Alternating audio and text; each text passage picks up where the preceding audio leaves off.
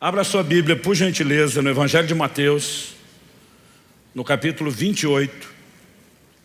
E nós vamos ler juntos os versículos 19 e 20. O Espírito Santo me incomodou bastante nos últimos dias para abordar um pouco mais um assunto importantíssimo dentro do Evangelho, que diz respeito à obediência.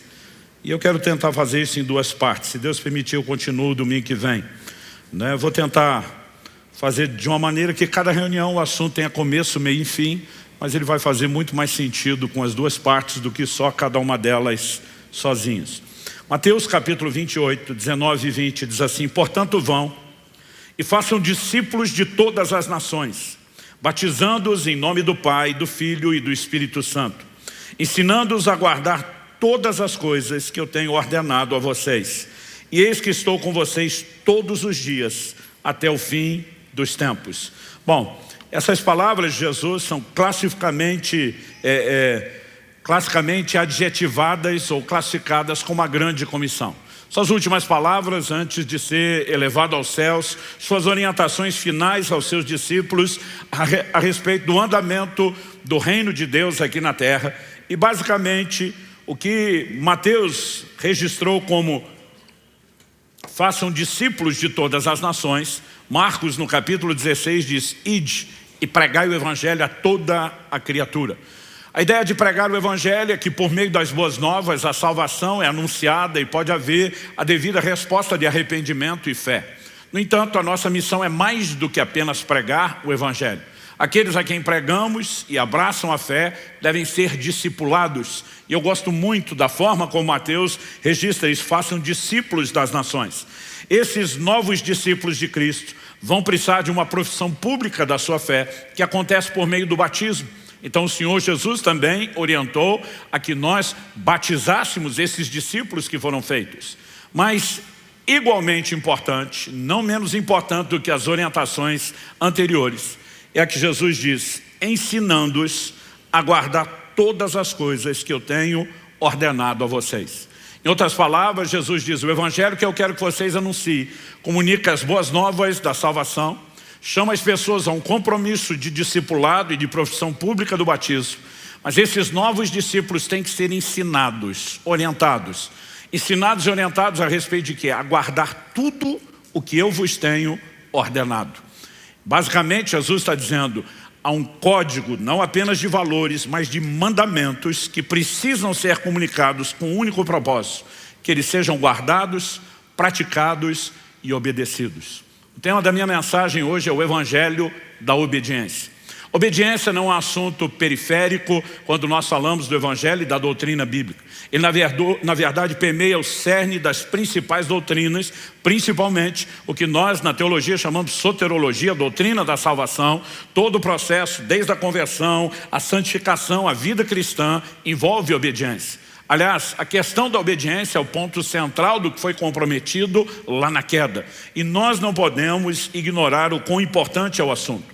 Então o Evangelho é um evangelho de obediência, não apenas porque Cristo exige obediência dos seus discípulos aos seus mandamentos, mas também porque ele é a restauração do plano original, do plano divino para a humanidade, que foi comprometido lá no Éden desde a queda.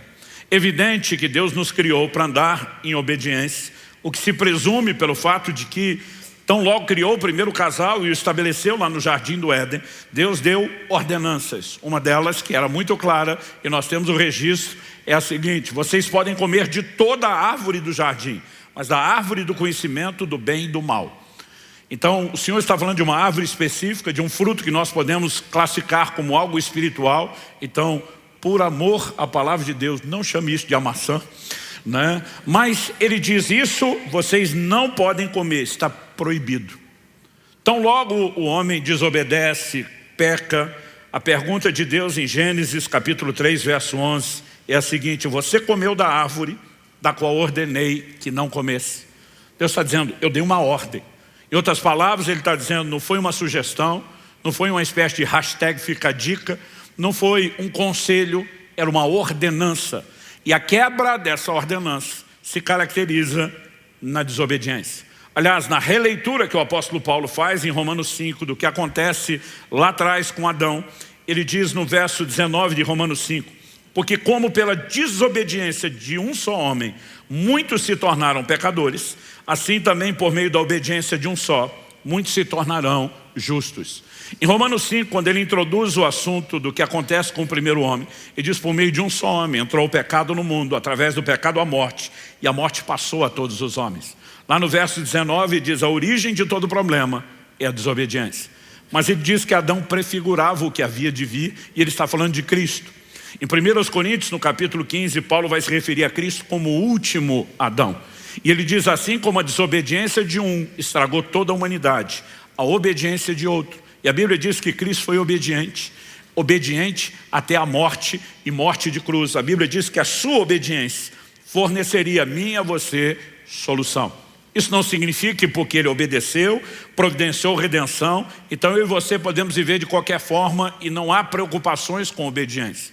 Aliás, o apóstolo Paulo, em 2 Coríntios, no capítulo 11, no verso 3, ele diz, eu temo que assim como a serpente, com a sua astúcia, enganou a Eva, assim também a mente de vocês seja corrompida e se afaste da simplicidade e pureza devidas a Cristo. Ou seja, agora que Cristo se manifestou, que aquilo que se perdeu lá no início foi restaurado, ele diz, eu ainda me preocupo que vocês, da mesma forma como Eva, se deixem seduzir e sejam atraídos pela desobediência. Então o risco de que o problema ou a história se repita ainda existe, mas nós temos claras orientações sobre uma vida de obediência a Deus. E eu quero te mostrar, a ideia da mensagem de hoje é muito mais o aspecto doutrinário, apresentar uma visão mais abrangente do assunto de obediência na Bíblia, ligado mesmo a uma questão doutrinária. A primeira questão que eu quero destacar aqui é a relação que a Bíblia faz entre salvação e obediência. Por exemplo, em Romanos, no capítulo 15, no verso 18, falando do seu chamado ao ministério, focado principalmente nos gentios, o apóstolo Paulo diz assim, porque não ousarei falar sobre coisa alguma, a não ser sobre aquelas que Cristo fez por meio de mim, para conduzir os gentios à obediência, por palavras e por obras. Quando ele fala de obras, não vai falar só do trabalho, mas ele vai dizer que além de pregar, haviam sinais confirmando a palavra, é o que ele continua falando no verso seguinte, mas ele define o seu ministério da seguinte maneira, conduzir os gentios à obediência. Ele poderia simplesmente conduzi-los à fé, conduzi-los ao evangelho, conduzi-los à salvação, mas a classificação obediência é intencionalmente colocada aqui, porque ela resume e expressa aquilo que Deus tem procurado trabalhar em nós. 1 de Pedro, capítulo 1, verso 22. Tendo purificado a alma pela obediência à verdade e com vistas ao amor fraternal não fingido, amem intensamente uns aos outros de coração puro. Logicamente, a verdade proclamada do Evangelho, mas quando obedecida, tem trazido e gerado o que? A Bíblia diz, a purificação da alma. Em Romanos, no capítulo 10, no verso 16, o apóstolo Paulo diz, mas nem todos obedeceram ao Evangelho. Interessante que se você olhar os versículos anteriores, ele está falando sobre crer. Quando você olha o versículo posterior, ele diz, e assim a fé vem por ouvir e ouvir a palavra de Cristo. Mas no meio disso tudo, ele relaciona a obediência e diz, nem todos obedeceram ao Evangelho. Uma forma simples de entender isso é que antes da conversão, a classificação, o adjetivo que a Bíblia dá a mim e a você e a forma como vivemos, nós éramos chamados de filhos da desobediência. Efésios capítulo 2, de 1 a 3 diz, ele lhes deu vida quando vocês estavam mortos em suas transgressões e pecados, nos quais vocês andaram no outro tempo, segundo o curso desse mundo, segundo o príncipe da potestade do ar, do espírito que agora atua nos filhos da desobediência. Entre eles também nós todos andamos no passado, segundo as inclinações da nossa carne, fazendo a vontade da carne e dos pensamentos, e éramos por natureza filhos da ira, como também os demais. Paulo pontua que tínhamos um problema de natureza, daqui a pouco eu vou falar sobre isso. Ele mostra que essa condição de natureza nos levou a atender os desejos da nossa própria carne e andar em rebeldia contra Deus, mas satisfazendo a nossa vontade. Ele mostra que o espírito das da potestade do ar, que atua nos filhos da desobediência, encontrava por essa forma rebelde livre acesso para influência e controle nas nossas vidas e nos classifica antes da conversão, não só como quem espiritualmente estava morto, mas a razão disso, filhos da desobediência. Ou seja, não importa a perspectiva que você olhe, sempre a Bíblia está relacionando o assunto de salvação com obediência. Por outro lado, depois da conversão, eu e você recebemos uma outra classificação na Escritura. Em 1 de Pedro, no capítulo 1, no verso 14, ele diz, como filhos da obediência, agora não mais da desobediência, mas como filhos da obediência, não vos amoldeis às paixões que tinhas anteriormente na vossa ignorância. Aliás, o que ele vai falar no verso seguinte, o 15, é, pelo contrário, segundo é santo aquele que o chamou, sede também vós santos em todo o vosso procedimento.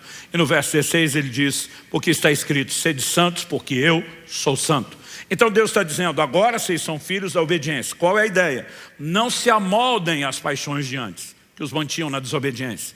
Pelo contrário, sigam crescendo em santificação, crescendo e aperfeiçoando a obediência de vocês. Quando olhamos para outras declarações da palavra de Deus, nós percebemos que a obediência entra naquilo que a gente pode chamar no cerne, no propósito pelo qual a salvação é oferecida. Primeira epístola de Pedro, capítulo 1, verso 2, diz assim, eleitos segundo a presciência de Deus Pai, em santificação do Espírito, para a obediência e a aspersão do sangue de Jesus. Então, a declaração é muito forte, porque ela carrega o indicativo de propósito. Para, Deus nos elegeu, somos eleitos. Ele explica que é segundo a presciência divina. Esse é outro assunto, não vou discutir aqui. Mas para quê? Para a obediência. Então, nós não podemos simplesmente ignorar o assunto da obediência, a sua importância, nem desconectá-lo da obra de salvação. Hebreus capítulo 5, verso 9 diz, e tendo sido aperfeiçoado, o texto está falando de Cristo e da obra de Cristo, tornou-se o autor da salvação eterna para todos os que lhe obedecem. Então Jesus é autor da salvação para quem? Para os que lhe obedecem. A relação que a palavra de Deus faz entre salvação e obediência, ela é inquestionável, ela é repetida, ela é enfática e essa recorrência nos mostra que ela sai do patamar de informação e vai para um outro terreno que nós chamaríamos de ênfase. Apesar de estar descarregando aqui uma overdose de versículos bíblicos, eu vou fazer isso até o fim. Acredite, não estamos sendo exaustivos, não estamos esgotando o assunto.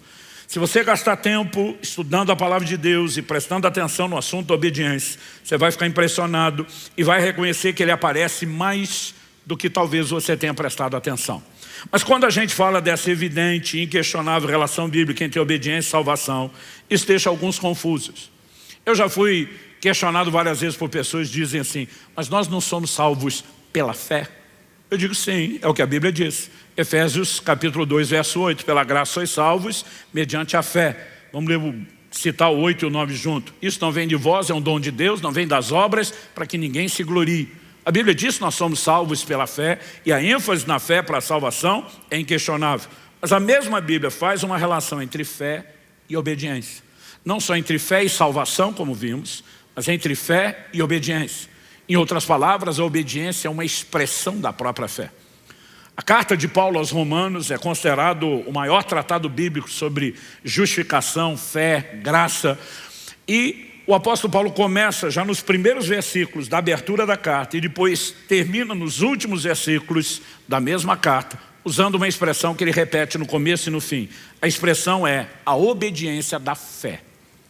Romanos capítulo 1, verso 5. Por meio dele viemos a receber graça e apostolado por amor do seu nome, para a obediência da fé entre todos os gentios. No final, Romanos 16, 26, falando do Evangelho, e que agora tornou-se manifesto, e foi dado a conhecer por meio das escrituras proféticas, segundo o mandamento do Deus eterno, para a obediência da fé entre todas as nações. Então, essas declarações da obediência da fé mostram que, na verdade, a fé ela se expressa por meio da obediência. Então vamos considerar algumas coisas a respeito da fé. Sem elas, a gente pode dizer que a fé está incompleta. Primeiro, a fé tem uma confissão.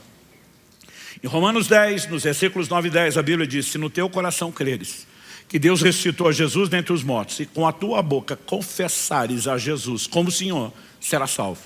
No verso seguinte, o 10, Romanos 10, ele diz, porque com o coração se crê para a justiça e com a boca se faz confissão acerca da salvação. Então a fé tem uma confissão. Não adianta apenas crer no coração. Jesus diz, todo o que me confessar diante dos homens, eu também o confessarei diante do meu Pai e dos anjos que estão nos céus. A fé tem uma confissão. Mas a fé também tem uma visão. Pastor, mas a fé não é a convicção do que não se vê com o olho natural. Mas ela tem a sua própria visão. Ela enxerga o que o olho natural não enxerga. Ela vê a materialização da declaração de Deus, da palavra de Deus. É por isso que Hebreus 11, 27 diz que Moisés ficou firme como quem vê o invisível. É por isso que Paulo, em 2 Coríntios 4, 18, diz atentando, não naquilo que se vê, mas atentando. Atentar ali é fixar os olhos. Atentando naquilo que não se vê. É possível enxergar o que não se vê, sim, pelos olhos da fé, porque a fé tem uma visão. Mas a mesma fé que tem uma confissão e que tem uma visão, ela também tem obras. Tiago pontua isso com muita clareza. Se você puder, me acompanhe nesse texto. Ele é um pouquinho maior do que os textos que nós costumamos ler durante a mensagem. Tiago, capítulo 2, eu quero ler do verso 14 ao 24. Ele diz assim, meus irmãos, qual é o proveito se alguém disser que tem fé, mas não tiver obras? Será que essa fé pode salvá-lo? Ele está falando de uma fé que não é completa. E ele pergunta, será que essa fé pode salvá-lo? Verso 15, se um irmão ou uma irmã estiverem com falta de roupa e necessitando do alimento diário, e um de vocês lhe disser, vão em paz, tratem de se aquecer e de se alimentar bem, mas não lhes dão o necessário para o corpo, qual o proveito disso? Assim também a fé, se não tiver obras, por si só, está morta. Então preste atenção, Tiago não está falando de obras de caridade, embora a gente entenda que isso também é parte da vida cristã. Ele está dando um exemplo. Você olha para alguém que carece de comida e que carece de roupa para aquecer o corpo e diz, vão em paz, se aquentem, fiquem fato, não faz nada. Ele falou, isso não resolveu o problema de ninguém. Ou seja, você tem uma declaração bonita, mas inútil, que não produz resultado. Ele diz, da mesma forma, é a fé sem obras. Ela tem a aparência de que funciona e tem solução, mas não funciona. Ele não está dizendo que as obras da fé são apenas aquecer pessoas ou dar de comer. Na verdade, ele vai apresentar obras que têm uma definição até um pouco diferente delas. Isso também é parte da vida cristã e eu não estou diminuindo. Mas é importante você entender que quando ele fala de aquecer o irmão ou de dar alimento, ele está dando uma ilustração e não a definição do que são as obras. Aí ele continua e diz o seguinte, verso 18. Mas alguém dirá, você tem fé e eu tenho obras. Mostre-me essa sua fé sem as obras e eu com as obras lhe mostrarei a minha fé. Você crê que Deus é um só? Faz muito bem. Até os demônios creem e tremem. Ele está dizendo, tem fé, que reconhece a existência de Deus, mas não te leva a se submeter a Ele. Os demônios estão em rebeldia contra Deus. Vamos continuar. Ele diz no verso 20, seu tolo, você quer ter certeza de que a fé sem obras é inútil? Por acaso não foi pelas obras que Abraão, nosso pai, foi justificado quando ofereceu seu filho Isaque sobre o altar? Você percebe que a fé operava juntamente com as suas obras e que foi pelas obras que a fé se consumou. E se cumpriu a escritura que diz Abraão creu em Deus, isso lhe foi atribuído para a justiça. E ele foi chamado amigo de Deus. Assim vocês percebem que uma pessoa é justificada pelas obras e não somente pela fé. Eu estou lendo esse texto todo de Tiago porque esse texto de Tiago tem trazido dificuldade para algumas pessoas. Entre elas, vamos botar o ilustre Martinho Lutero, um dos ícones da reforma protestante. Alguém que ataca o sistema da sua época, dizendo que conversa é essa de vender indulgência para perdão de pecados, de declarar que as obras são meritórias para a salvação. A Bíblia diz que a salvação é pela graça, é mediante a fé. E nesse processo da reforma, ele foi um dos cabeças que levantou essa bandeira e bateu firme nisso. Mas de repente, você vai, quando lê material de historiadores que se referem a Martinho Lutero, você vai descobrir informações deles falando do desconforto que ele manifestava em relação à epístola de Tiago. Alguns chegam ao ponto de dizer, nós não sabemos quão precisas ou verdadeiras são essas informações, mas há apontamentos de que ele teria manifestado até mesmo o desejo de tirar a epístola de Tiago da Bíblia, porque para ele parecia contraditório. Deixe-me dizer algo, a palavra de Deus é perfeitamente harmônica em toda a sua revelação. Ela não se contradiz. Então, diante de qualquer aparente contradição, eu sempre digo às pessoas, a gente só tem que estudar um pouquinho mais, porque o que alguns estão lá chamando de contradição, e para mim é só aparente, eu costumo dizer, é um desafio de interpretação. O que é que Paulo falou em Efésios? que a gente é salvo pela fé e não pelas obras, e agora Tiago está dizendo que tem que ter obras e não ter fé. Em primeiro lugar, não é isso que Tiago está dizendo. Tiago o tempo todo advoga a presença da fé. Ele não fala de obras como um substituto da fé. Ele fala de obras como um complemento da fé. Quando o apóstolo Paulo está dizendo que ninguém é salvo por obras, ele está falando de obras como um substituto da fé. Tanto que ele vai incluir as obras da fé lá em Efésios 2. O problema é que normalmente a gente cita o verso 8 e o 9 e esquece do 10.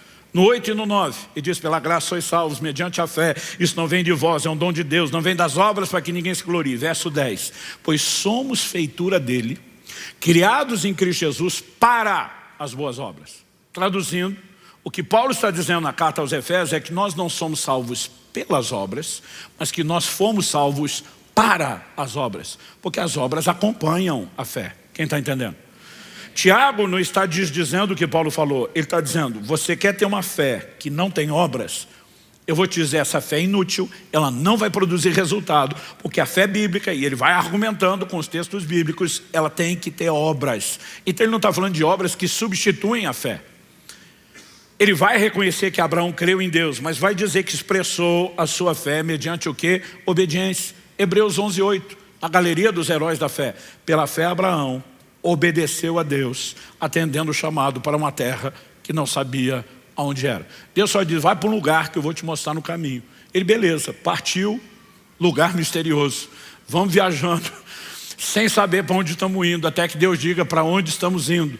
O que significa isso? Ele tem que confiar em quem está dando o mandamento. E a obediência é uma expressão de fé. Então, eu estou tocando nesse assunto porque alguns tentam justificar: não, a obediência não pode ser parte da salvação, porque a salvação é pela fé. Não, mas a obediência é uma expressão da fé que salva. E a Bíblia diz: como uma fé que não tem a confissão vai nos salvar. A Bíblia diz: crer no coração, falar com a boca. Com uma fé que não consegue visualizar o que Deus propôs, e a eternidade em Cristo Jesus seria funcional para mim e para você. E assim como a fé ela é incompleta sem a confissão, sem a visão, ela é incompleta sem as obras. E a obediência, ela é pontuada aqui, principalmente no exemplo de Abraão, como sendo uma expressão da fé, simplificando. O que eu e você precisamos entender é que salvação é claramente apresentada na Bíblia para quem não apenas crê que Jesus morreu em seu lugar e ressuscitou, mas que com a sua boca o confessa Senhor. Essa palavra Kyrios, que é traduzida como Senhor, ela para nós ela soa, eu diria, um tanto quanto confusa pela nossa lente cultural.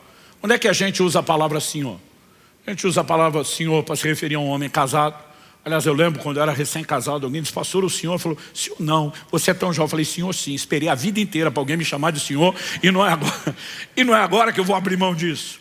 Mas salve você se referir a alguém, né, que já está casado, o filho se dirigindo ao pai: sim senhor, né? Ou dentro da cadeia de comando militar, quando o subalterno tem que responder uma voz de comando, né, de um superior na patente, e ele responde: sim senhor. É o máximo que a gente consegue ir imaginando. Bom, tem algum nível de respeito e obediência. Mas essa palavra traduzida Senhor, ela falava do amo. Quem era o amo? O dono de um escravo. Então, alguém só se dirigia a outro chamando de Kyrios, chamando de Senhor, quando ele estava na condição de escravo e reconhecia: você é o meu dono, o meu possuidor. Eu não tenho vontade, eu vivo para fazer a sua vontade. Então, não há salvação sem confessar o senhorio de Jesus. E a essência do senhorio de Jesus envolve obediência. Em Lucas 6,46, Jesus diz: por que é que vocês me chamam Senhor, Senhor, Kyrios, Kyrios, mas não fazem o que eu mando? Ele diz: qual é o escravo que não obedece o seu senhor? Como que você declara que eu sou senhor e não me obedece? Então, não há salvação sem o reconhecimento do senhorio, e não existe senhorio sem obediência. E a gente fica relativizando demais o que deveria não só ser tratado de forma simples, mas básica. Então, simplificando o que estamos falando aqui, a salvação é para os que fazem de Jesus o seu Senhor. E a essência do senhorio é a obediência. Então, você vai encontrar inúmeros textos, declarações explícitas, inferências, declarações implícitas, girando em torno do assunto, que mostram uma relação entre salvação e obediência e fé, que é o que nos leva à salvação. Segunda coisa que eu quero destacar como doutrina bíblica é que depois da experiência da porta, que é a conversão, Jesus fala de uma porta e um caminho estreito que conduzem à vida. E a gente sempre simplifica a vida cristã em 3 etapas: porta, caminho e alvo. O que é a porta? É a conversão. João 3,5, Jesus disse: se alguém não nascer de novo não pode entrar no reino de Deus. Tem uma entrada. O que é a porta? É a conversão, a experiência de novo nascimento.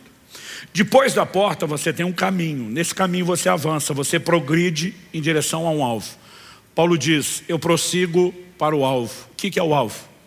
O prêmio da soberana vocação de Deus em Cristo Jesus. É quando eu e você alcançamos a plenitude da salvação.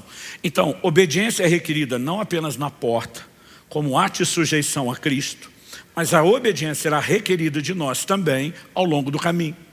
Em relação à porta, quando Jesus anunciou o Evangelho, o que é que ele pregou? Marcos capítulo 1, verso 15, diz que a mensagem de Jesus era simples. Ele pedia 2 coisas, são 2 imperativos: arrependei-vos, número 1, e 2, crede no Evangelho. Antes de chamar as pessoas a uma resposta de fé, ele chamava ao arrependimento. O que é o arrependimento? É o reconhecimento da nossa condição de pecadores, em estado de rebeldia contra Deus. E então sim, nós vamos crer para a solução que Deus ofereceu aos rebeldes. Mas a solução não é para ser crida enquanto não houver um reconhecimento do problema. E quando eu e você nos arrependemos, nós estamos declarando: Senhor, até hoje tentamos nos governar em vez de sujeitar ao seu governo. Não deu bom, pelo contrário, deu ruim. Estamos reconsiderando, lamentando a escolha anterior e mudando de escolha, dispondo-nos a te obedecer a partir desse momento. Então a obediência envolve a atitude da porta, mas tão logo a vida cristã inicia, se espera de nós que a obediência continue. Em Romanos, no capítulo 6, de 16 a 18, Paulo diz assim: será que vocês não sabem que, ao se oferecerem como servos para a obediência, vocês são servos daquele a quem obedece, seja do pecado que leva à morte, ou da obediência que conduz à justiça? Em outras palavras, Paulo está dizendo: você sempre está obedecendo. Se você não está obedecendo a Deus, você pode estar em desobediência em relação a Deus, mas você está obedecendo ao pecado, ao impulso e à inclinação do pecado. E diz: a pergunta não é se você vai obedecer, é quem você vai obedecer. O pecado vai te levar à morte, e a obediência a Deus vai te conduzir à justiça. Então ele afirma: mas graças a Deus que, tendo sido escravos do pecado passado, vocês vieram obedecer de coração a forma de doutrina a que foram entregues. E uma vez libertados do pecado, foram feitos servos da justiça. Ou seja, a mesma obediência que vocês abraçaram de coração a forma de doutrina, agora vai conduzir vocês. Quando Jesus diz: façam discípulos das nações, batizando-os, porta, ensinando-os a guardar tudo que eu lhes tenho ordenado, caminho. A vida cristã segue sendo pautada por obediência. E acredite você ou não, essa obediência é uma escolha e ela pode ser interrompida se fizermos as escolhas erradas. Em Gálatas, no capítulo 5, no verso 7, o apóstolo Paulo diz o seguinte para eles: vocês vinham correndo bem. Quem foi que os impediu de continuar obedecendo à verdade? Então significa que alguém que passou pela porta em obediência e começou a trilhar um caminho em obediência, em algum momento, assim como Paulo sinalizou o temor de que se repita conosco hoje a história lá de Eva no Éden, ele também está dizendo que alguém pode deixar de obedecer.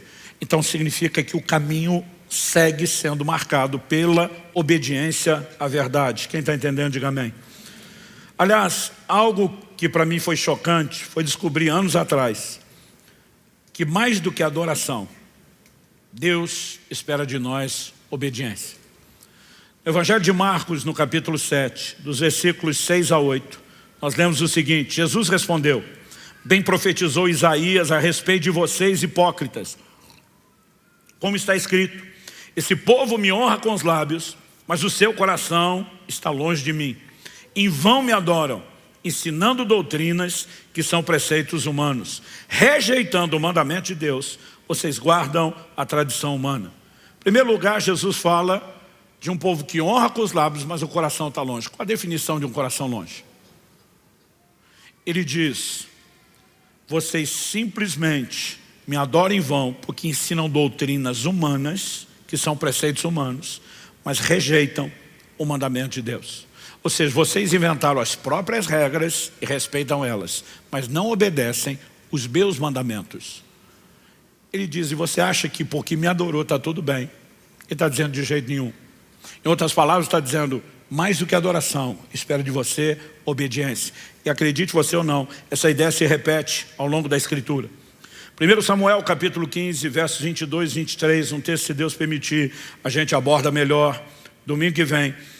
Quando Samuel vai confrontar Saul pelo seu pecado, ele diz, porém Samuel disse, será que o Senhor tem mais prazer em holocaustos e sacrifícios do que no obedecer a sua palavra?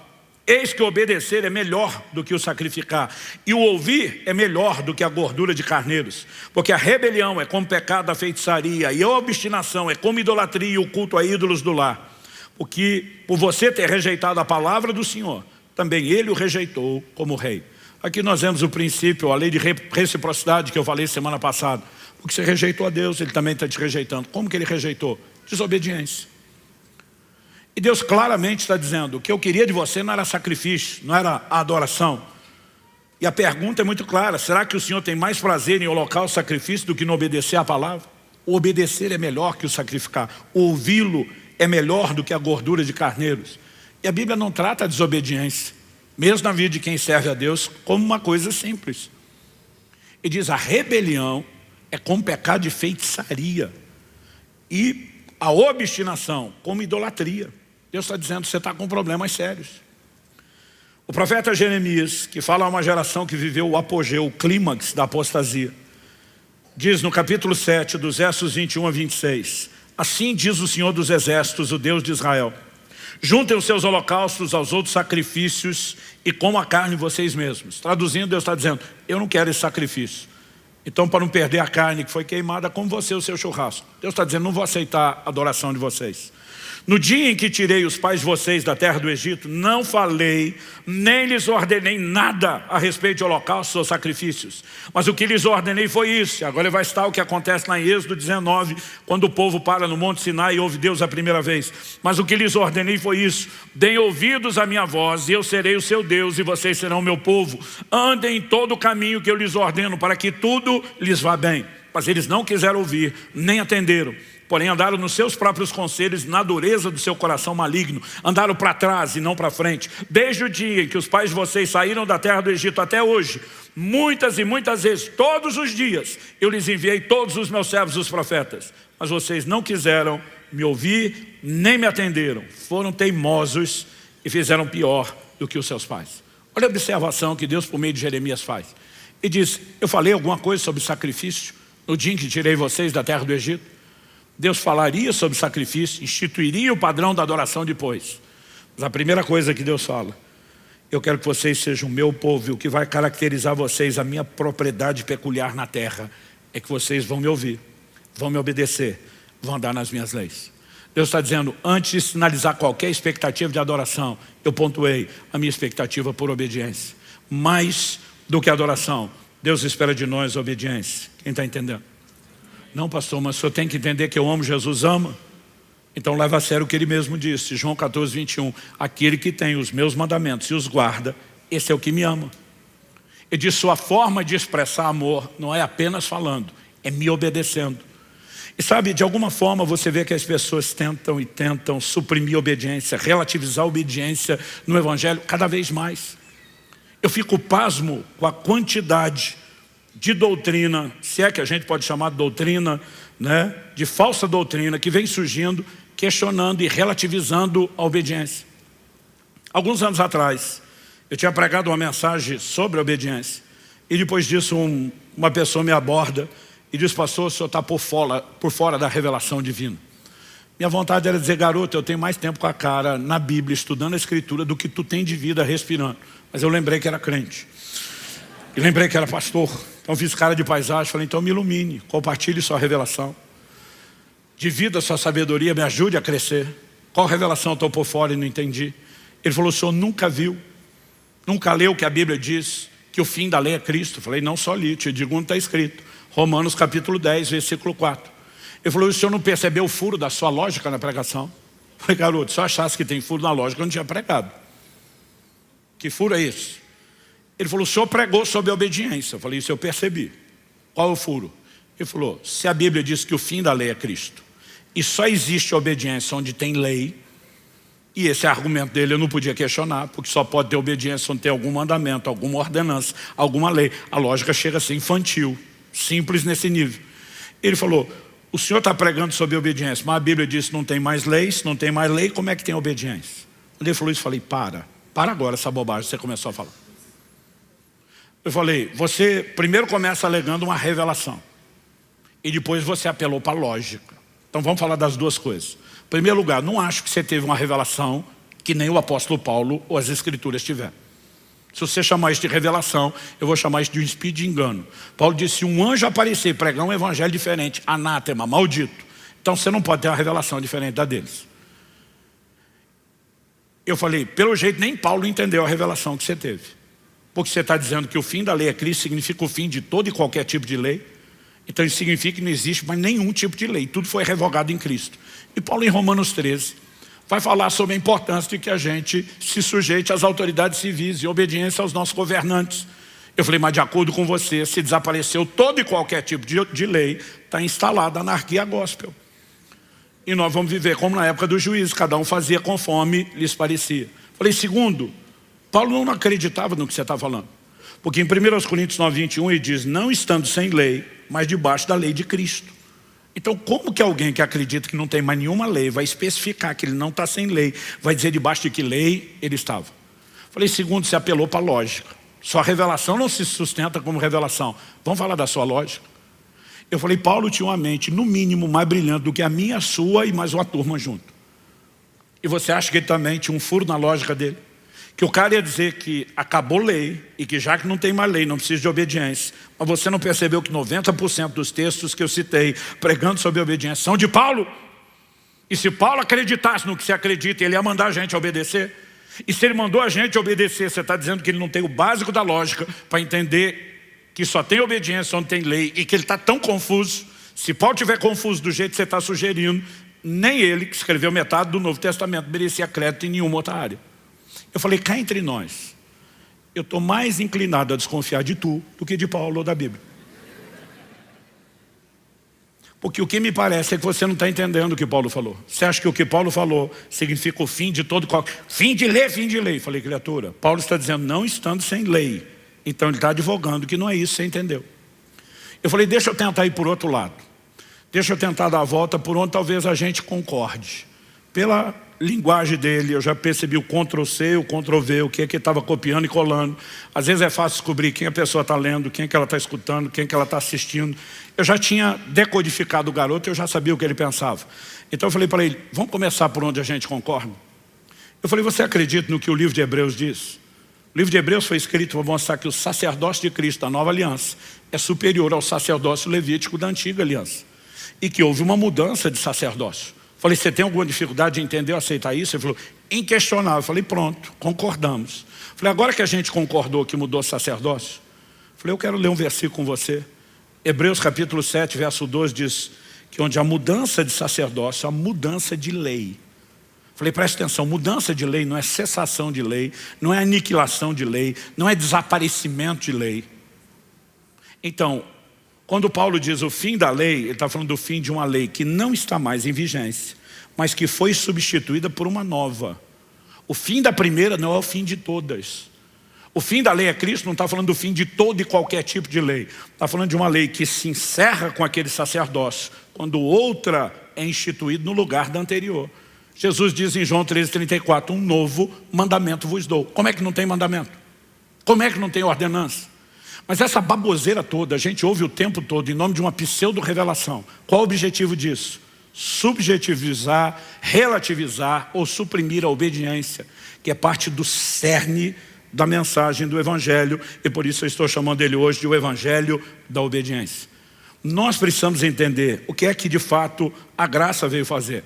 A graça não veio botar fim na lei, como esse povo está pregando. Porque de alguma forma eles acreditam que o maior vilão na Bíblia, depois do Satanás, é a lei. Esses caras batem na lei, falam mal da lei, atacam a lei, diz não, a lei era pesada, ela é difícil, ninguém conseguia obedecer, e Deus seja louvado, Jesus nos libertou da lei. Não, Jesus não veio libertar ninguém da lei. Jesus veio nos libertar do pecado. Há uma diferença gigantesca, abismal entre uma coisa e outra. Paulo escreve aos Romanos e a Timóteo e chama a lei de boa. Como é que nós vamos chamá-la de ruim? O que as pessoas às vezes não estão olhando é o quadro todo. Por quê? Se você faz um diagnóstico equivocado, forçosamente, você tenta oferecer uma solução tão equivocada quanto o diagnóstico. Então, por que esse povo acredita que o problema é a lei? Porque eles dizem, a exigência era muito alta, o homem não podia obedecer, ninguém aguentava, todo mundo era oprimido pela lei. Então, se o problema é que a lei tinha um padrão tão elevado, a régua era tão alta, que a gente não podia cumprir, qual seria a solução? A solução seria Deus baixar o padrão e dizer, agora eu vou deixar mais fácil para vocês dar conta. Porque se o problema é que é muito difícil, a solução seria deixá-la fácil. Agora a pergunta é, foi isso que Jesus veio fazer? Não. E diz, ouviste o que foi dito aos antigos, lei de Moisés, não adulterarás. A lei tinha padrão moral. Mas ele diz, eu porém vos digo, qualquer que olhar para uma mulher com intenção impura no coração, já adulterou com ela.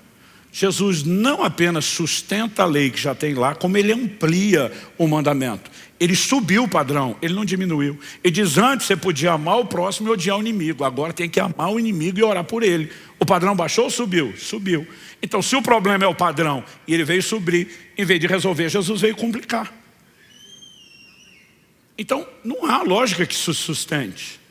Agora, se você entender que o problema não era o padrão alto, era a incapacidade do homem de atender o padrão, então qual seria a solução? Empoderar e capacitar o homem não só para atender o padrão anterior, mas até mesmo um superior. Então eu quero terminar falando de capacitação para a obediência. Porque não adianta relacionar a obediência com salvação, a obediência com a vida cristã, e eu e você ficarmos nos questionando, é possível andar em obediência? Obviamente, se dependesse apenas de mim e de você e dos nossos recursos humanos naturais, nós não poderíamos. E aí nós temos que entender a capacitação para a obediência. Um dos textos icônicos, quando você vai falar da graça, é quando em João capítulo 8 a Bíblia nos mostra que uma mulher apanhada em flagrante adultério é trazida a Jesus. E as pessoas comentam, Moisés na lei mandou apedrejar. O que é que o Senhor tem a dizer? Jesus faz um comentário que não está na lei de Moisés. Ele não fala contra, mas ele só faz um acréscimo. Aquele dentro de vocês estiver sem pecado, atire a primeira pedra, pode começar a execução. A lei não exigia isso. Mas a declaração de Jesus fritou a consciência dos ouvintes. E a Bíblia diz um por um, começando os mais velhos. Para mim, é uma questão fácil de imaginar por uma perspectiva de probabilidade. Quem viveu mais, pecou mais. Eu imagino os mais velhos pensando, eu é que não tenho moral para isso. E vão tirando do time de campo. O outro vai pensando a mesma coisa. E no fim só sobra Jesus e a mulher. Agora, quando sobrou Jesus, Jesus podia ter apedrejado a mulher não só pela exigência da lei de Moisés, mas até pelo que ele sugeriu. Aquele que tiver sem pecado, atire a primeira pedra. E Jesus não tinha pecado. Mas ele vai olhar para essa mulher e ele oferece misericórdia e diz, eu não te condeno. E aí as pessoas dizem, a graça é maravilhosa, e é. Mas o problema é que elas param aqui. E Jesus não falou só isso para a mulher. Ele diz, eu não te condeno, mas ele diz, vá e não peques mais. Ou seja, a graça, ela não oferece só a remoção da condenação de pecados já cometidos. Ela nos chama a um posicionamento de parar de pecar. Quem está entendendo isso? Agora, as pessoas estão pregando uma graça que para mim não faz o menor sentido. Tipo assim, olha, antes era um pecador esculhambado e ia para o inferno. Agora você encontrou a graça. Você pode pecar e viver esculhambado, mas a diferença você vai para o céu. Deus te deu algo melhor do que para os outros. Eu fico pensando, é isso que é o propósito do Evangelho? A minha Bíblia, quando alguém fala isso, está sendo sarcástico, irônico e supostamente era para ser a mesma. A minha Bíblia diz que o cerne do Evangelho é nos transformar de glória em glória na imagem de Jesus Cristo. Então, que Evangelho ou que graça seria esse que não oferece transformação? Aliás, as pessoas têm uma dificuldade enorme para entender o que é que mudou da antiga para a nova aliança, da lei para a graça, do antigo para o Novo Testamento. Alguns acreditam que o que mudou foi Deus. Deus na lei, ele era ruim, ele era malvado, ele era severo, ele era rabugento, ele mandava matar todo mundo e não tinha misericórdia de ninguém. Mas de repente ele se converteu e apareceu no Novo Testamento bom e amoroso. Não, gente, agora eu estou na vibe paz e amor. Deixei todo esse rancor de lado, superei, agora eu sou bom. Isso é uma bobagem do tamanho do mundo inteiro. Porque um dos atributos de Deus revelado na palavra é a imutabilidade de Deus. Deus não muda. Então quem mudou não foi Deus. Outros alegam como aquele garoto. Antes tinha lei, agora não tem mais lei. Nós vimos que isso não é verdade. Não é a mesma lei, mas continua tendo lei. Qual era o propósito da lei anterior? Que ela fosse obedecida. Qual o propósito da lei atual? O mesmo, obediência. Quais eram as consequências de não obedecer à lei anterior?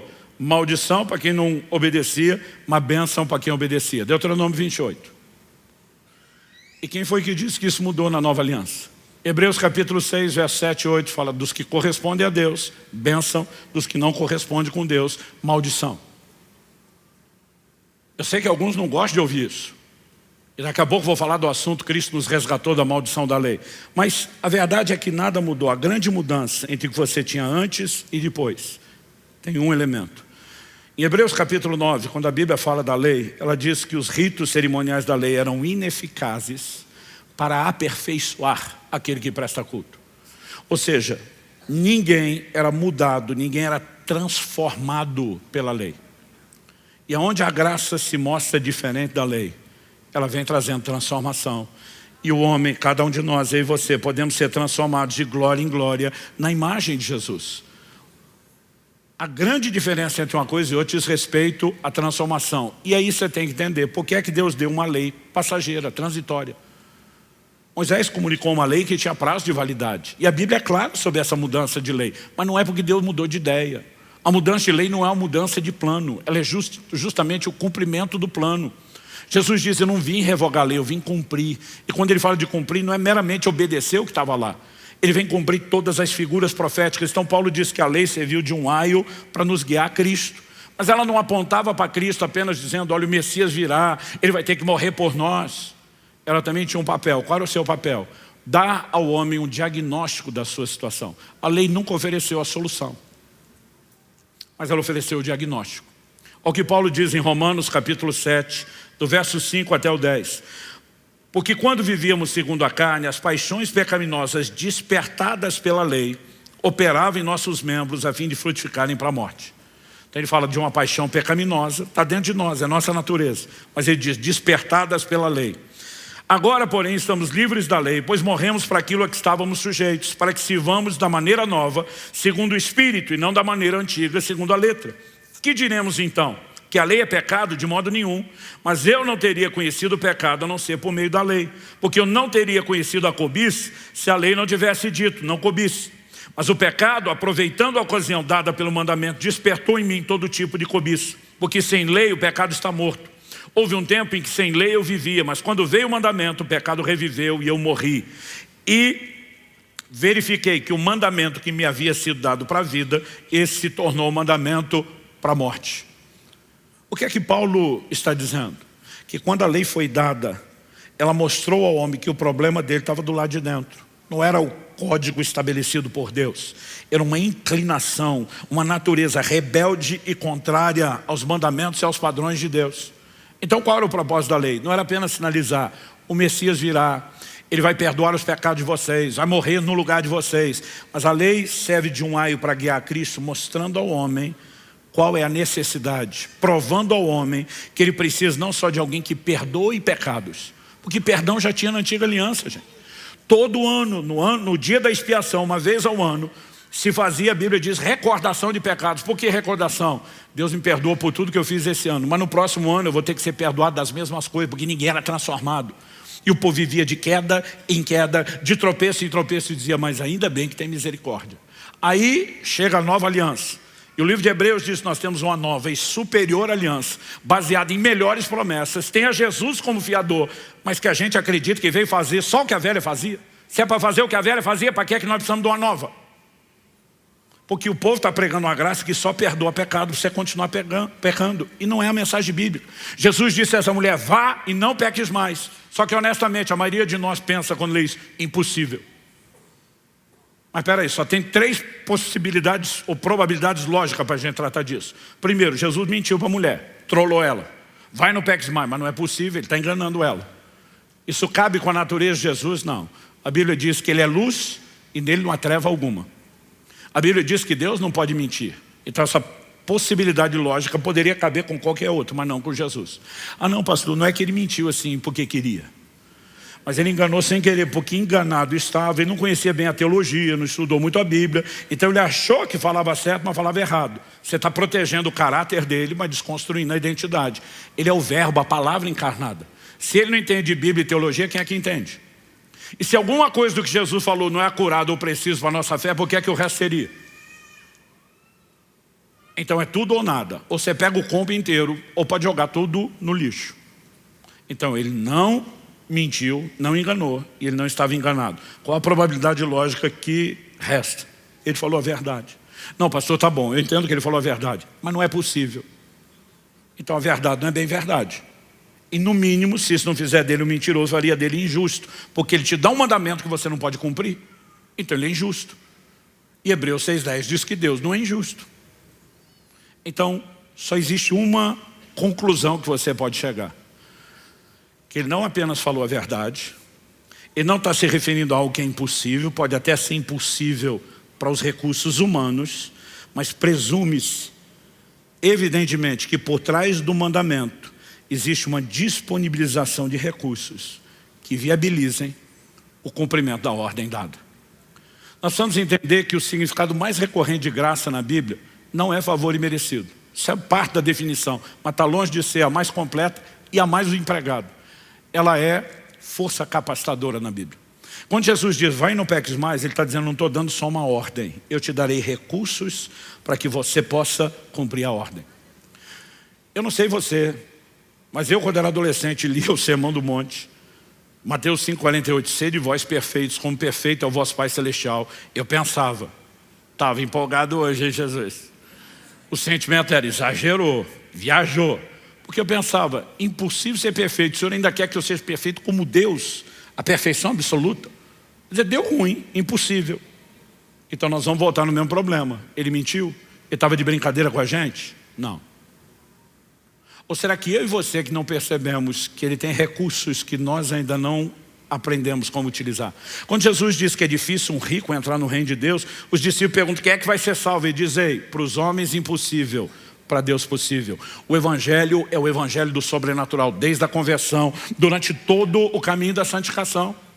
Agora, na hora que nos pregaram o evangelho, a gente foi salvo porque entendeu toda a mensagem?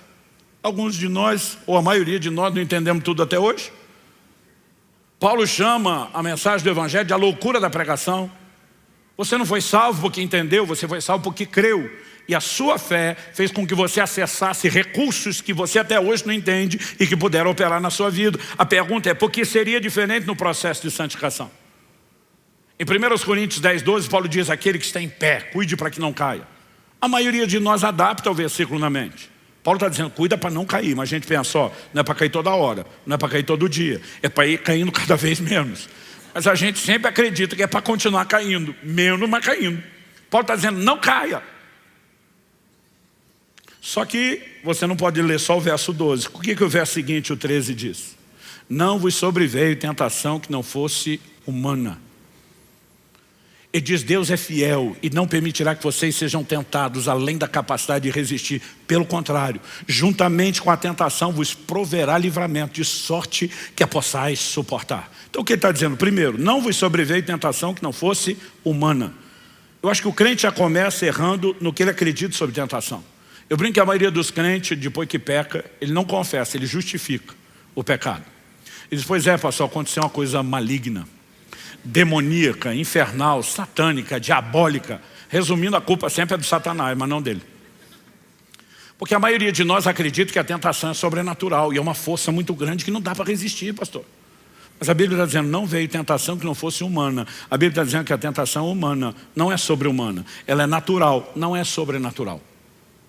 Outro dia um falou para mim, mas a Bíblia chama o diabo de tentador. Eu digo, na hora de pecar não lembra da Bíblia, mas depois vira teólogo. Eu falei, a mesma Bíblia diz em Tiago 1,14, cada um de vós é tentado quando atraído e enganado pelo próprio desejo. Falei, o seu desejo que te trola, não é o Satanás. Mas a Bíblia diz que o diabo é tentador. Eu falei, tá bom, então vamos devagar.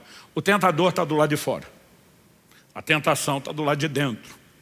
O tentador do lado de fora é um ente sobrenatural. Mas a tentação do lado de dentro é um desejo natural. O tentador do lado de fora não pode enfiar dentro de você um desejo que você não tenha. Ele só pode explorar o que está lá. Então o máximo que ele consegue fazer é botar um cardápio debaixo do seu nariz e provocar a sua própria vontade. Então o tentador pode ser sobrenatural, a tentação segue sendo natural. Quem está entendendo? Se você acredita que a tentação é sobrenatural, você não vai vencê-la. Porque pensa comigo, se a tentação é sobrenatural e vencê-la é humano, consciente ou inconsciente, nós já demos um perdido antes de começar. Agora, a tentação não é, nunca foi, nunca será sobrenatural. O que é sobrenatural nessa história é o livramento. Deus diz, além da tentação não ser além das suas forças, eu não vou te deixar lutando sozinho. Eu te responsabilizei ficar de pé e não cair. Mas o mesmo Deus diz lá na epístola de Judas, que Ele é poderoso para nos guardar de tropeçar. Ele diz, então, apesar de ser responsabilidade sua, eu não vou te abandonar nem deixar sozinho. Eu vou te dar recursos. Agora preste atenção, se a tentação é natural e o recurso para vencê-la é sobrenatural, quem é que não consegue ganhar com isso? Há uma capacitação para a obediência. Essa capacitação é presumida na revelação da própria graça. Eu não quero entrar em detalhes nisso aqui agora, mas se você não conseguiu participar dos eventos que fizemos aqui da conferência Graça Transformadora, tem 2 horas e tanto de ensino só sobre isso, né, que você pode acessar lá no YouTube. A gente fala de como podemos viver obediência empoderados pela graça. Mas eu quero chamar a sua atenção para um aspecto mais aqui que não pode ser ignorado. Em Atos no capítulo 5, no verso 32, nós temos a declaração dos apóstolos que também tem que ser levada em conta aqui. Ele diz, e nós somos testemunhas desses fatos, nós e o Espírito Santo, que Deus deu aos que lhe obedecem. É evidente, nós falamos do ministério do Espírito aqui ao longo do mês de setembro, é evidente que o Espírito Santo é uma promessa, é parte desse combo da salvação.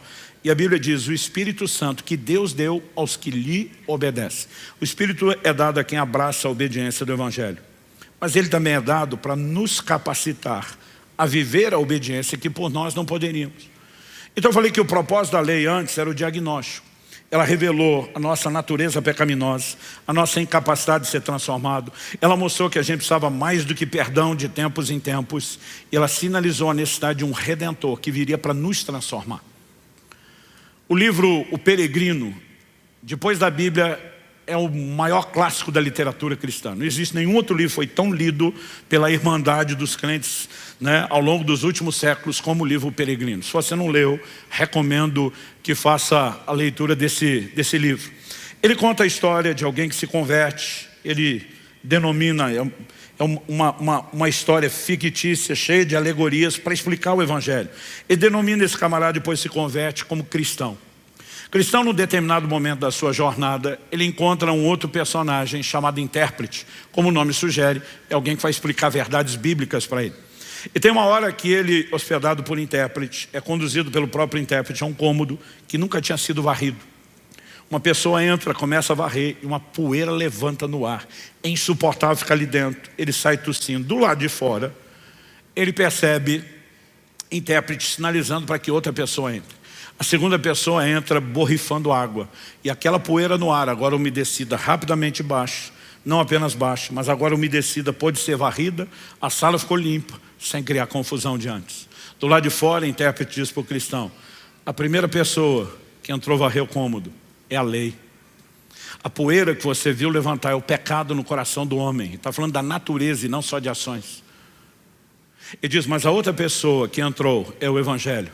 E a água borrifada é a graça. Eu amo essa ilustração.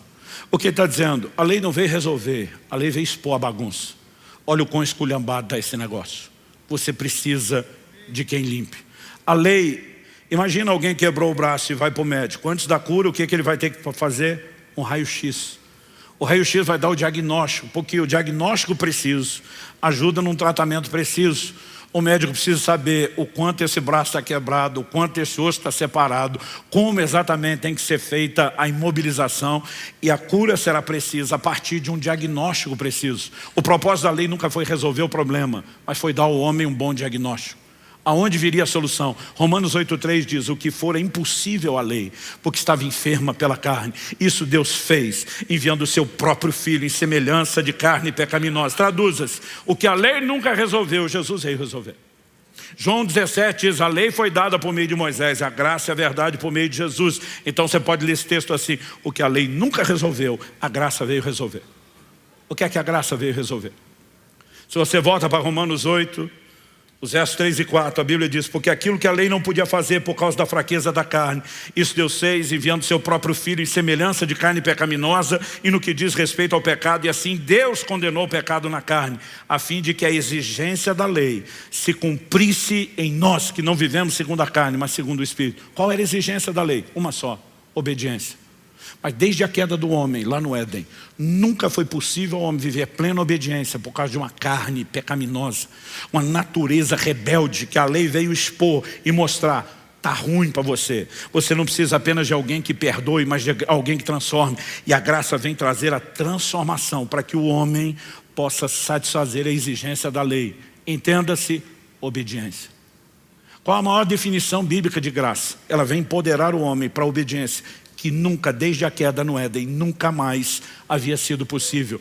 Com uma definição dessa de graça, me ajuda a entender como é que estão pregando uma graça que diz: você não precisa obedecer nada, está tudo bem.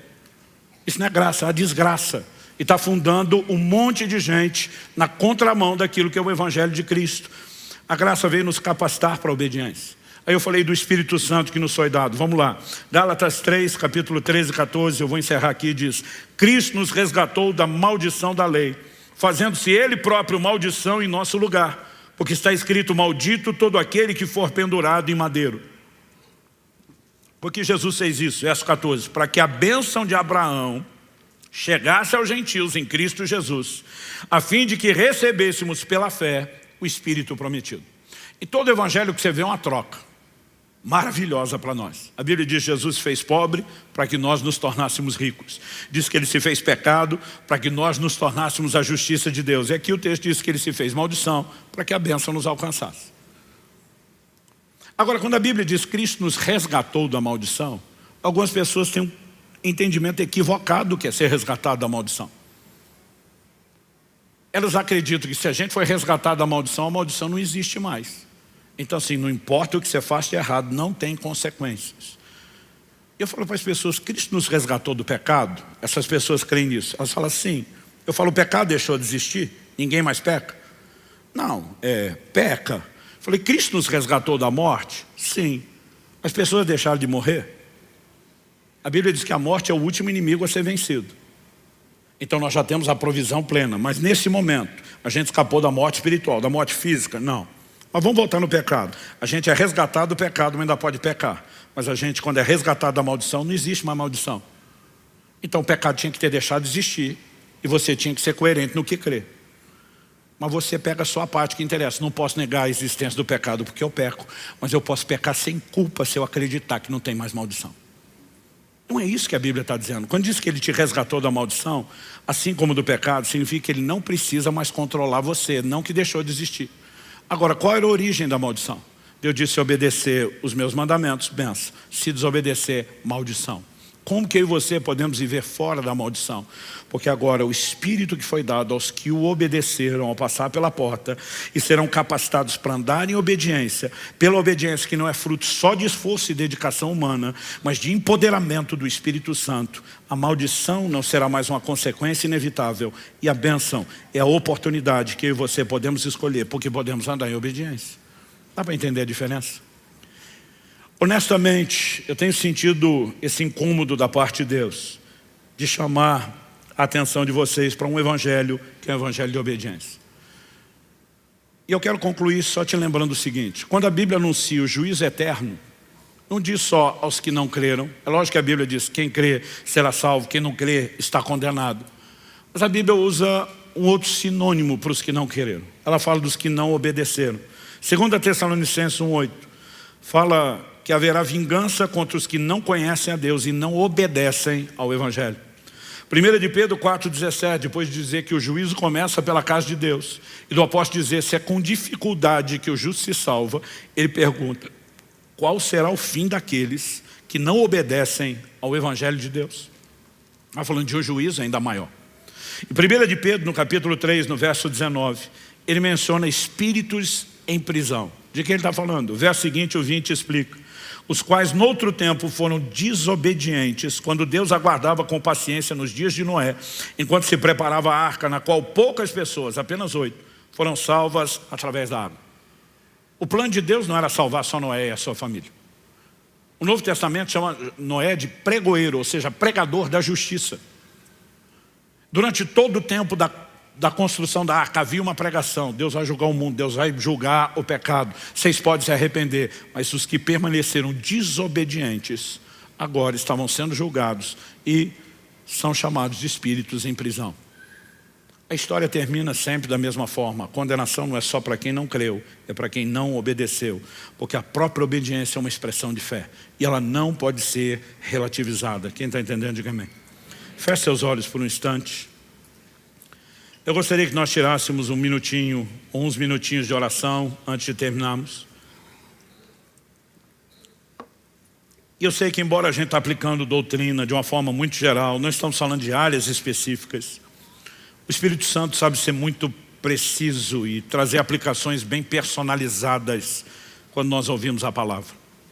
Talvez hajam áreas da sua vida onde você possa olhar e dizer: puxa, realmente eu cresci na obediência nessa área e tenho andado em vitória. Mas talvez hajam áreas que você precise de um pouco mais de atenção. Talvez hajam áreas pelas quais você precisa se arrepender hoje diante de Deus, dizendo: a desobediência se instalou nesse departamento da minha vida. E o propósito da palavra de Deus não é gerar culpa nem condenação. Mesmo quando somos confrontados, é sempre um chamado ao conserto, ao arrependimento. É sempre uma expressão da misericórdia de Deus. Aliás, uma das razões pelas quais, quando eu estou ensinando, eu gosto de trazer um grande volume de texto bíblico, é não só porque quando falamos de interpretação bíblica, é a Bíblia que explica ela mesma, mas é porque fé vem por ouvir e ouvir a palavra de Deus. Não há nada que tenha o poder de renovar a nossa mente, gerar fé no nosso coração, como a palavra de Deus. Não há um pregador que vai produzir esse efeito. Eu creio que enquanto a palavra é lançada e você vai ouvindo, o Espírito Santo vai provocando e gerando também não só a consciência de que algo precisa ser mudado, mas de fé para que você possa vencer. E eu quero que você coloque sua vida diante de Deus. Que você possa sujeitar-se mais uma vez ao senhorio de Cristo, dizendo: eu quero te chamar de Senhor e eu quero obedecer os seus mandamentos. Eu quero andar na sua palavra. Talvez seja um bom momento para dizer: Deus, eu preciso entender melhor na forma prática do dia a dia a interação com a graça, o como usar os recursos do teu Espírito Santo para andar em obediência. Mas eu quero isso. Eu quero que você se posicione diante de Deus orando aí mesmo no seu lugar. Enquanto você faz a sua própria oração, eu quero fazer um convite, um apelo a dois grupos de pessoas. O primeiro deles é composto de pessoas que nunca entregaram formalmente o controle da sua vida a Jesus Cristo, reconhecendo Ele Senhor da sua vida. Você nunca passou pelo processo de arrependimento, de acordo com a mensagem de Jesus, de reconhecer que é um pecador, que precisa do Salvador, e o único que é Salvador, de acordo com as Escrituras, é Jesus. Isso não significa que você não creia na existência de Jesus, talvez você não tenha entendido com clareza a obra dele. Isso não significa que você não simpatize com ele, você provavelmente não estaria aqui se não tivesse algum tipo de interesse. Mas você nunca teve aquela decisão, aquele posicionamento decisivo que diz: a partir de hoje tudo muda. Eu não quero que você vá embora sem te dar a oportunidade de tomar a decisão mais importante da sua vida, não só da vida terrena e atual, mas que vai produzir impacto por toda a sua eternidade. Que é passar por essa porta, experimentar a experiência de salvação, é decidir sujeitar o controle da sua vida ao Senhor Jesus. A palavra de Deus disse: hoje ouvides a sua voz, não endureça o coração. Eu tenho certeza que você que está me ouvindo sabe que o discurso de um homem não poderia fazer essa bagunça que está acontecendo dentro de você. Aliás, às vezes as pessoas me dizem, principalmente em momentos como esse, quando a gente pega uma doutrina pesada para ensinar, às vezes alguns falam, dizem: não entendi a maior parte do que o senhor falou, mas algo me tocou de uma maneira que eu não consigo explicar. Eu digo: isso é o Espírito Santo de Deus falando ao seu coração e te chamando. Mas você precisa dar uma resposta. A Bíblia diz: se hoje ouvir sua voz, não endureça. Não resista mais, não seja rebelde. Você pode escolher atendê-lo. Mas eu quero convidar um segundo grupo a se unir ao primeiro, e nós queremos orar pelos dois. O segundo grupo é composto de pessoas que um dia já tomaram essa decisão, mas se desviaram da verdade. Essa terminologia parece feia, até pesada para alguns, mas é uma terminologia bíblica. Em Tiago, no capítulo 5, nos versos 19 e 20, a Bíblia diz: meus irmãos, se alguém entre vocês se desviar da verdade, alguém o converter, saibam que aquele que converte um pecador do seu caminho errado salvará da morte a alma dele e cobrirá uma multidão de pecados. A Bíblia fala de alguém que desviou da verdade, que é chamado de um pecador, precisando de conversão, como aquele que nunca se decidiu. Talvez você não tenha desviado da igreja, mas você sabe que se não está vivendo em obediência à palavra de Deus e voltou a adotar o estilo de vida anterior de desobediência, você pode até estar dentro da igreja, rodeado de outros cristãos, mas você sabe que precisa de um conserto e de um recomeço. Há muitas razões pelas quais isso pode ter acontecido e nós não queremos julgar você. Talvez você teve uma decepção com pessoas, talvez o evangelho nem foi pregado direito. Há uma série de coisas que podem ter contribuído a isso e a razão pela qual você distanciou não importa. O que importa é que o Pai que ama você está te chamando de volta. Ele está dizendo: não vou desistir de você, eu vou lutar por você, eu te quero de volta. Ele está te dando uma oportunidade de recomeço. Eu gostaria que tanto um grupo como outro pudessem formalizar sua decisão hoje, aqui e agora. E eu quero orar com vocês. Eu vou pedir que todos fiquem em pé, isso vai facilitar o que nós vamos fazer agora. Eu quero que essas pessoas que precisam dessa decisão de entregar sua vida a Jesus ou de se reconciliar com Cristo possam rapidamente sair do seu lugar e vir aqui à frente, o mais rápido que você puder. Pastor, o senhor quer que eu vá ir na frente de todo mundo? Essa é a ideia. Mateus 10:32 está ali no telão. Jesus disse: portanto, todo aquele que me confessar diante dos homens, eu também o confessarei diante do meu Pai e dos anjos que estão nos céus. Mas a Bíblia também diz: mas todo aquele que me negar diante dos homens, eu também o negarei diante do meu Pai e dos anjos que estão nos céus.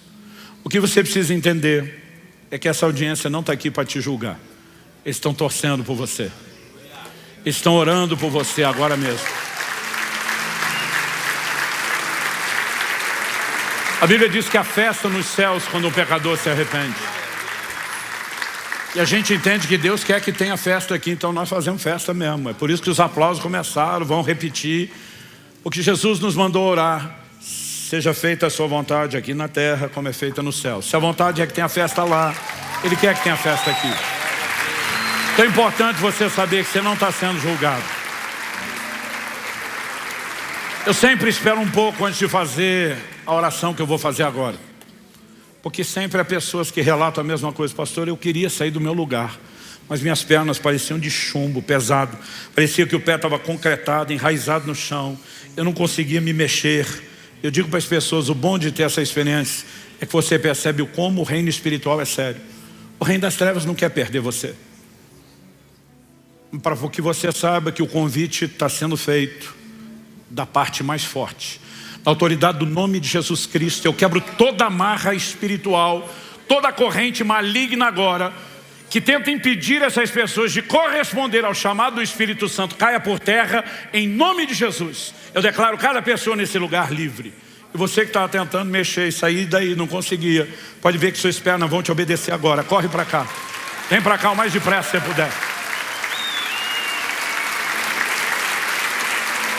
Eu sei que tem aqueles que o que prende eles não é algo aparentemente tão espiritual. Às vezes o camarada fica: não acho que eu estou tão desviado, não acho que está tão complicado. Mas algo no seu coração está te dizendo: vai, você precisa disso. Eu digo às pessoas: não tente entender, só vem para cá. Não vai fazer mal nenhum.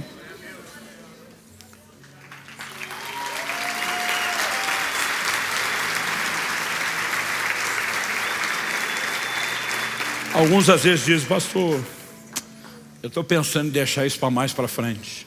A Bíblia diz: hoje é o tempo aceitável, hoje é o dia da salvação. O dia da salvação não é amanhã, é hoje. Não quer dizer que você deixar para amanhã, o prazo de validade acabou. Mas nem você sabe se vai estar vivo amanhã, e é melhor garantir sua eternidade o mais rápido possível.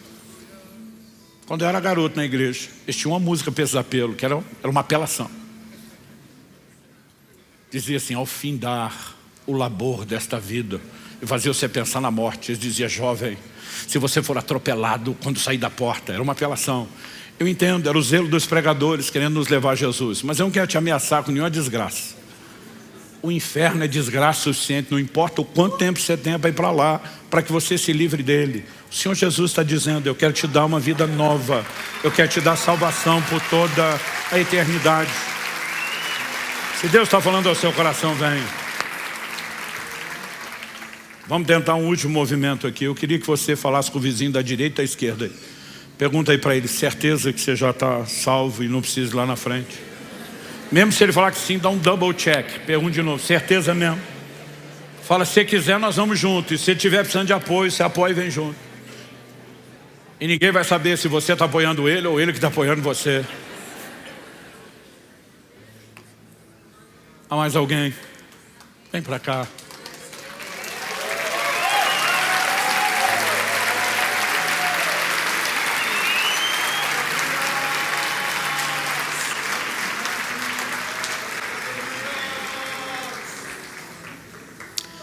Eu quero pedir a cada um de vocês que já veio aqui para frente, aqueles que ainda podem se unir a vocês enquanto estivermos fazendo isso.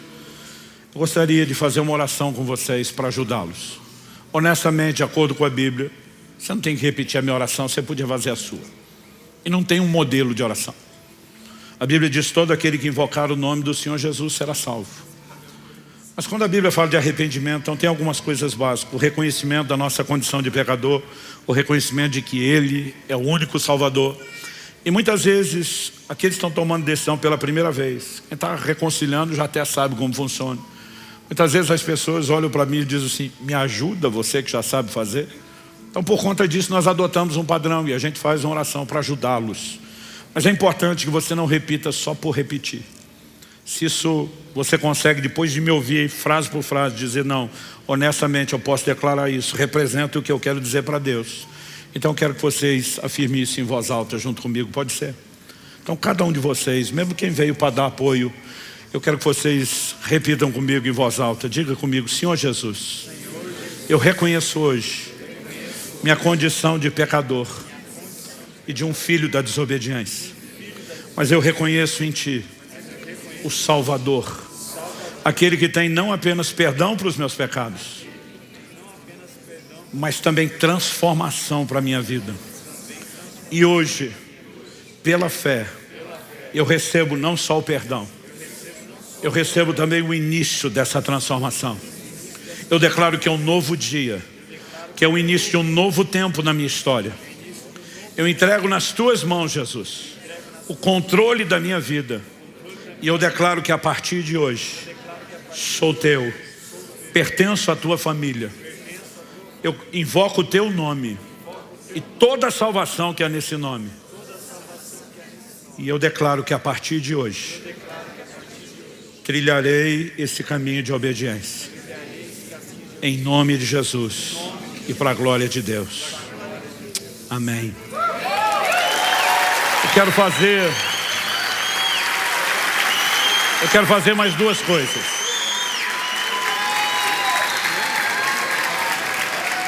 Antes de liberar vocês, atenção aqui um pouquinho, eu quero fazer duas coisas. Primeiro, nós, porque todo mundo vai se unir conosco, queremos fazer uma oração breve, abençoando vocês. Depois disso, eu vou pedir uma gentileza. Nós queremos entregar a vocês uma lembrança desse dia especial. Queremos que inclusive se anote a data desse dia especial. E essa lembrança será entregue naquela sala que está do lado de lá da porta 6. Então depois de terminar a oração, essas pessoas estão do seu lado, vieram não só para te apoiar, mas para te escoltar, te levar até lá. Eu acho que a gente resolve isso em 2, 3 minutos, não deve ser muito mais do que isso. Você não é obrigado, mas a gente gostaria muito de te constranger ir lá, receber a sua lembrança. E se você consentir, nós queremos pegar os seus dados para manter contato e oferecer ajuda. E a segunda parte você decide até chegar lá. Vamos orar, quero que você estenda as mãos para eles. Pai, nós abençoamos cada um deles hoje. Declaramos, se tornam reais na vida deles as Tuas palavras, Jesus, perdoados são os Teus pecados. Falamos hoje novo nascimento, regeneração, transformação. Declaramos a ação do sangue de Jesus nas suas vidas, não apenas removendo a condenação, como também quebrando cadeias e trazendo libertação. Declaramos o início de um novo tempo e os entregamos aos Teus cuidados e à Tua graça, para que que possam andar em vitória na tua presença, que o Espírito de Deus não apenas os guarde, mas os conduza na caminhada, que haja abundância de graça, favor do alto, e que eles cresçam e frutifiquem na sua fé para a glória de Deus. Nós os abençoamos em nome de Jesus.